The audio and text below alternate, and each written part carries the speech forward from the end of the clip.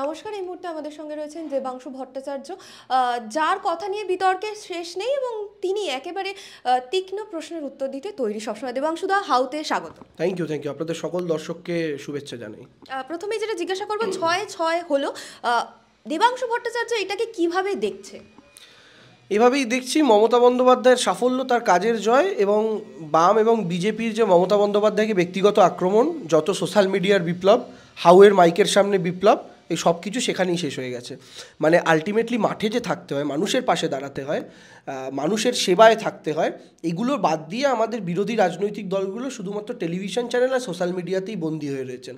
ফলে স্বাভাবিকভাবে দুঃখের বিষয়, যদি উপনির্বাচনে 6টা ফেসবুকে হতো তাহলে সিপিএম 6টাই জিততো, কিন্তু ফেসবুকে উপনির্বাচন হয়নি, সিপিএম হেরে গেছে, তাদের জন্য আমার কষ্ট আছে। আর বিজেপি তো বাকি শুভেন্দুই ডুবিয়েছে। শুভেন্দু যবে থেকে বিজেপিতে ঢুকেছে তবে থেকে শনি, রাহু, কেতু সব দশা একবারে বিজেপিতে শুরু হয়ে গেছে, ফলে শুভেন্দু বিজেপিকে ডুবিয়েছে। আর তার উপরে আরজিকর ইস্যুকে কেন্দ্র করে যেভাবে সরকার বিরোধী ক্যাম্পেইন চালানো হয়েছে, একটা ন্যাক্কারজনক ঘটনাকে যেভাবে পলিটিসাইজ করা হয়েছে, আমার মনে হয় সাধারণ মানুষ তার বিরুদ্ধেও জবাব দিয়েছে।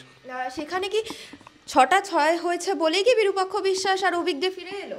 না, এরকম ব্যাপার না। আমি যতদূর জানি ওরা তো মেডিকেল কাউন্সিলের সদস্য, তো তৃণমূল ছাত্র পরিষদ তাদেরকে দলগতভাবে বহিষ্কার করেছে, মানে তাদেরকে সাসপেন্ড করেছে, if I am not wrong. তো তৃণমূল কংগ্রেস তো এখনও তাদেরকে ফেরায়নি, তৃণমূল ছাত্র পরিষদ তো এখনও তাদেরকে ফেরায়নি। এখন মেডিকেল কাউন্সিলের, if I am not wrong, তারা নির্বাচিত সদস্য, আমি যদি খুব ভুল না হয়ে থাকি। তো একজন নির্বাচিত সদস্যকে কি সে যদি মিটিংয়ে আসে তাকে কি কোনোভাবে আটকানো যায়, এরকম কোনো রুলস আছে? সেটা আমার জানা নেই। তবে আলাদা করে কাউকে ওয়েলকাম জানিয়ে গলায় মালা পরিয়ে বরণ করা হয়নি। আর তৃতীয় যে বিষয়টা, সেটা হচ্ছে বিরূপাক্ষ এবং অভিক, তারা কি এখনও সিবিআই দ্বারা অ্যারেস্টেড? না, গ্রেফতার নয় তো। তাকে সিবিআই গ্রেফতার করুক, তারপরে কারোর সম্পর্কে জাজমেন্ট করাটাই বেটার। সেইখানে কিন্তু আরজি করে জুনিয়র ডক্টররা 6 তারিখে পথে নামছে যে অভিজ্ঞ এবং বিরূপাক্ষ বিশ্বাসকে ফিরিয়ে নিয়ে আসার। আপনি কি সমর্থন করছেন এটাকে? ফিরিয়ে আনার তো কোনো ব্যাপার নেই, তারা ইলেকটেড মেম্বার। ফিরিয়ে যদি আনা হতো, যদি তৃণমূল ছাত্র পরিষদ তাদের থেকে সাসপেনশন তুলে নিয়ে তাদেরকে ফিরাতো, তখন আমি দলের একজন লোক হিসাবে বলতে পারতাম যে আমার দল ওদের ফিরিয়ে নিয়েছে। তো আমার দল তো তাদের উপর থেকে সাসপেনশন তোলেনি, তো ফিরিয়ে আনার প্রশ্নটা কোথা থেকে আসছে? বাকি অ্যাডমিনিস্ট্রেটিভ বিষয়, তারা ইলেকটেড মেম্বার, সেটা যারা ওই বডিতে রয়েছেন তারা সেই উত্তরটা দিতে পারবেন। আর বাকি জুনিয়র ডাক্তারদের পথে নামা, শুনুন, জুনিয়র ডাক্তারদের এখন দুটো সংগঠন, একটা ফ্রন্ট, একটা অ্যাসোসিয়েশন, ঠিক আছে? তো যারা এই জুনিয়র ডক্টরস ফ্রন্ট তৈরি করেছিলেন, তাদের মধ্যে একটা বড় অংশ যে তৃণমূল বিরোধী লোকজনের জমায়েত এবং আখড়া, সেটা স্পষ্ট বোঝা যায়। তারই সঙ্গে ওই জয়েন্ট প্ল্যাটফর্ম অফ ডক্টরস বলে যেটা রয়েছে, সেটাও তৃণমূল বিরোধী যারা ডাক্তার রয়েছেন তাদের একটা আখড়া, যারা নির্বাচনে জিততে পারেন না। আমি নির্বাচন বলতে আর 5টা নির্বাচনের কথা বলছি না, মেডিকেল কাউন্সিল ইলেকশন থেকে শুরু করে এই সমস্ত ইলেকশনগুলো যারা জিততে পারেন না, তৃণমূল বিরোধী, সেই বামপন্থী, বিজেপিপন্থী, অতি বামপন্থী যে সংগঠনগুলো, তারা প্রত্যেকে এক জায়গাতে হয়ে কোথাও জুনিয়র ডক্টরস ফ্রন্ট তৈরি করেছে, কোথাও জয়েন্ট ডক্টরস ফোরাম তৈরি করেছে। ফলে তারা রাস্তায় নামলেন না, তারা জলে নামলেন না, তারা মেঘের ওপর হাঁটলেন, তা দিয়ে বাংলার মানুষের আর কিছু যায় আসে না। ওয়াক অফ বিল নিয়ে তৃণমূল কংগ্রেস তথা মুখ্যমন্ত্রী মমতা বন্দ্যোপাধ্যায় থেকে শুরু করে ফিরহাদ হাকিম, কল্যাণ ব্যানার্জি সকলে কথা বলছে, কিন্তু আদানি ইস্যু নিয়ে তৃণমূল কেন? দেখুন, আমরা যেটা বিশ্বাস করি সেটা হচ্ছে, আদানি ইস্যুতে সরকারকে প্রশ্ন করা সেটা খুব স্বাভাবিক ব্যাপার। তৃণমূল কংগ্রেসের এমপি মহুয়া মৈত্র কংগ্রেসের থেকে বেশি প্রশ্ন একা মহুয়া মৈত্র করেছে আদানি ইস্যুতে, আপনারা যদি খেয়াল করেন। তো মহুয়া মৈত্র তো আরজেডির এমপি নয়, তিনি তৃণমূল কংগ্রেসের এমপি, এবং তৃণমূল কংগ্রেসের গ্রিন সিগন্যাল ছাড়া তো তিনি প্রশ্ন করতেন না। কিন্তু আন্দোলনের যে প্রসেস বা পদ্ধতি, তৃণমূল কংগ্রেসকে ঠিকঠাক টাইমে ইনফর্ম করা, সেই কোনো কিছুই কংগ্রেসের তরফ থেকে করা হচ্ছে না। কংগ্রেস মাঝে মধ্যে মনে করছে তারা 99টা আসন পেয়ে পালোয়ান হয়ে গিয়েছে, ঠিক আছে, কিন্তু তারা যে এখনও 100-র নিচে এটা তারা ভুলে যাচ্ছে। আর এবং এই যে তাদের ওভার কনফিডেন্স, এই ওভার কনফিডেন্সের চোটেই কিন্তু তারা হরিয়ানা, মহারাষ্ট্র পরপর হারলো।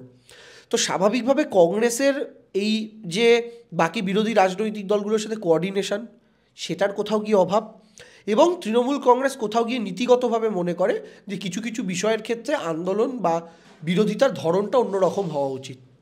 তো সেই জায়গা থেকে কোথাও গিয়ে তৃণমূল কংগ্রেসের সাথে হয়তো ম্যাচ করছে না।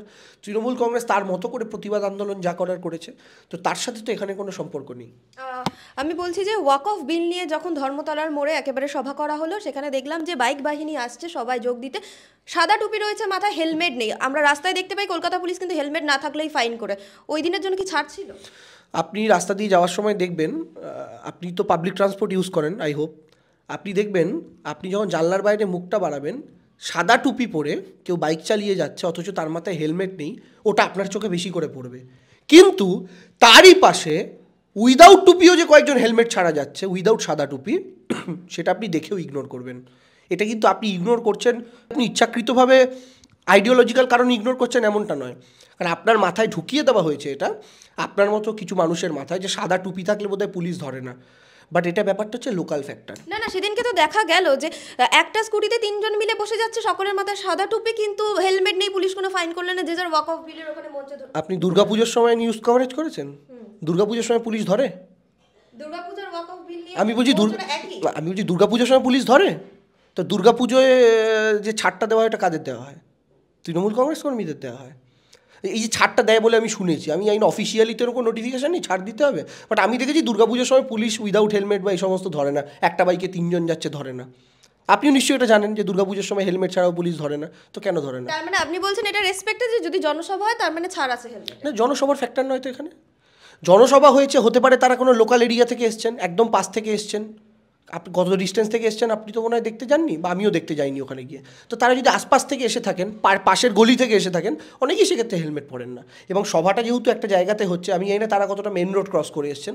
যদি মেন রোড ক্রস করে এসে থাকেন, যদি গুরুত্বপূর্ণ শহরের মোড় থেকে ক্রস করে এসে থাকেন, তাহলে অবশ্যই আমার মনে হয় পুলিশের অ্যাকশন নেওয়াটা দরকার ছিল, সেটা নিয়ে কোনো সংশয় নেই। কিন্তু আবার আমি আপনাকে বলছি যে দুর্গাপুজোর সময় পুলিশ একটা ছাড় দেয়, ঠিক আছে।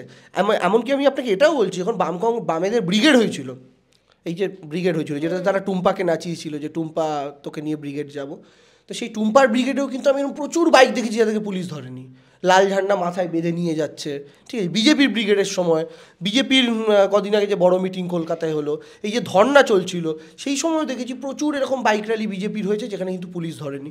তো হতে পারে বড় সমাবেশের ক্ষেত্রে পুলিশের অন্য কোনো থিওরি থাকে, সেটা ইরেসপেক্টিভ অফ পলিটিক্যাল পার্টি, সেটা কী থিওরি সেটা পুলিশ বলতে পারবে, আমি বলতে পারবো না।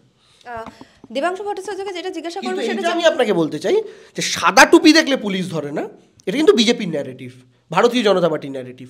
আর এই আপনি যখন রাস্তায় বেরোবেন তখন আপনি যেমন সাদা টুপি পরে আছে পুলিশ ধরছে না এরকম কিছু লোককে দেখতে পাবেন, তারই সঙ্গে কিছু হিন্দু মানুষকেও দেখতে পাবেন যাদেরকে পুলিশ ধরছে না। এই ব্যাপারগুলো কিন্তু আমি আবার বলছি লোকাল ফ্যাক্টর হয়, লোকাল এলাকার যারা ছেলেমেয়েরা হয়, যারা লোকজন হয়, তাদের সাথে লোকাল যারা ট্রাফিক পুলিশ হয় তাদের একটা সেটিং হয়ে যায়, তাদের একটা চেনা জানা হয়ে যায়, ফলে তাদেরকে পুলিশ ডিস্টার্ব করে না। ফলে আপনি যখন খিদিরপুর এলাকার ওপর দিয়ে যাবেন, আপনি যখন রাজাবাজার এলাকার ওপর দিয়ে যাবেন, সেখানকার লোকাল মানুষ কারা আপনি খুব ভালো মতো জানেন। আবার আপনি যখন ডানলপের ওপর দিয়ে যাবেন তখন আপনি সাদা টুপি পরে আছে অথচ পুলিশ ধরছে না, এরকম খুব রেয়ার দেখতে পাবেন। কারণ হচ্ছে ওই জায়গাটার লোকাল ডেমোগ্রাফি যদি দেখেন সেটা আবার অন্য, সেখানে আবার দেখতে পাবেন আপনি সাদা টুপি ছাড়া আমার আপনার মতো সাধারণ যারা হিন্দু বাড়ির ছেলে মেয়ে, তাদের মধ্যে কয়েকজন আবার উইদাউট হেলমেট যাচ্ছে, পুলিশ তাদেরকে ধরছে না। কেন বলুন তো? কারণ তার ওই 14 নম্বর ওয়ার্ড, ওই আশেপাশের যে ওয়ার্ডগুলো হয় তাদের লোকাল মেম্বার। তো এই লোকাল ছেলেমেয়েদের সাথে লোকাল ট্রাফিক পুলিশের একটা সেটিং হয়ে যায়, ফলে ট্রাফিক পুলিশ লোকাল ছেলেমেয়েদের ধরে না। এই লোকাল ছেলেটাই কোথাও মুসলিম হয়, কোথাও হিন্দু হয়, কিন্তু আমাদের নজরে শুধু সাদা টুপিটাই পড়ে।